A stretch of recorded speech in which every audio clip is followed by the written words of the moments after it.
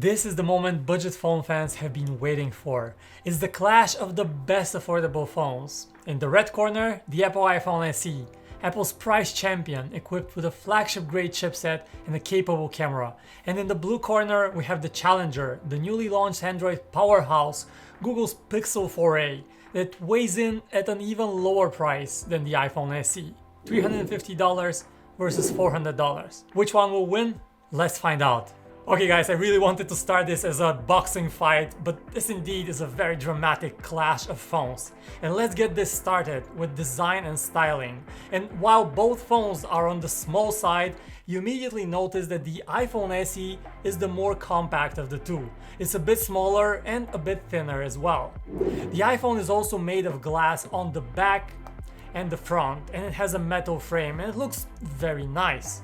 While the Pixel, on the other hand, uses plastic all around, which definitely does feel a bit cheaper.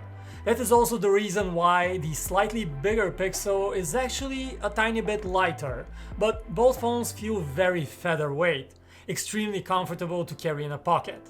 The Pixel, however, has a headphone jack on the top right here, while the iPhone does not, and for many people this is an important advantage. The Pixel, however, lacks one other feature: water protection. The iPhone SE, on the other hand, comes with IP67 water and dust protection rating, meaning it will survive a drop in water easily. So let's go round one for design over, and it's a win for the iPhone, which looks a bit more stylish. But there is something else about design, and that's just the look at the front of the iPhone, where we have these big bezels on the top and the bottom, and a much smaller display. You have a 4.7-inch display on the iPhone and a noticeably bigger 5.8-inch screen on the Pixel, a big advantage for the Google phone in terms of size.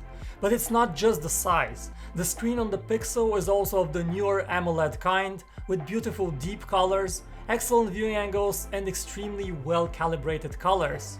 While the iPhone uses the older LCD type screen that looks dim at an angle and doesn't have quite as punchy colors as the Pixel. Now the Google phone also wins in terms of resolution. You get a sharper 1080p display on the Pixel versus a lower resolution 750p display on the iPhone, where you will notice edges of letters appear slightly jagged when reading text. Round 2 for display quality goes to the Pixel 4a, and we're even now. But next up, let's look at biometrics, as both phones use fingerprint scanners instead of face recognition. In these pandemic times, fingerprint scanners often feel more convenient, and both phones use traditional fingerprint scanners that are fast and accurate, and we've had no issues with either one. The iPhone has its fingerprint on the front, which is definitely a bit more convenient to reach, while for the Pixel you have to reach out to the back, and the fingerprint scanner sits flush with the body of the phone, so it may be a bit harder to find it by touch. Still, that's a very minor complaint, and overall it's a draw in this round. Next up, let's look at performance. It's still a bit of a shock to know that this cheap iPhone comes with the flagship Apple A13 processor that beats most Android flagships these days, but it indeed is. The Pixel, on the other hand, makes its biggest compromise under the hood, as it is powered by the Snapdragon 730 chip. Now this is a mid-range chip with decent performance, but it just doesn't have the firepower of a flagship processor. This doesn't mean that the Pixel is slow per se, but it's definitely no match for the ultra-fast SE, which slows up things a bit quicker and just feels zippier all around. However, we have to also mention storage. Apple charges quite a bit of money for extra storage, and the base SE model only has 64GB of storage on board, which probably won't be enough for power users in the long term, especially if you take a lot of videos and photos. While the Pixel 4a comes with double that, at 128GB of native storage, and that's an important advantage. Still, this round is mostly about performance, and the iPhone deserves to win this one, pulling ahead one more time. Okay, let's talk about the camera, because these are your two best options in the budget segment for a great camera.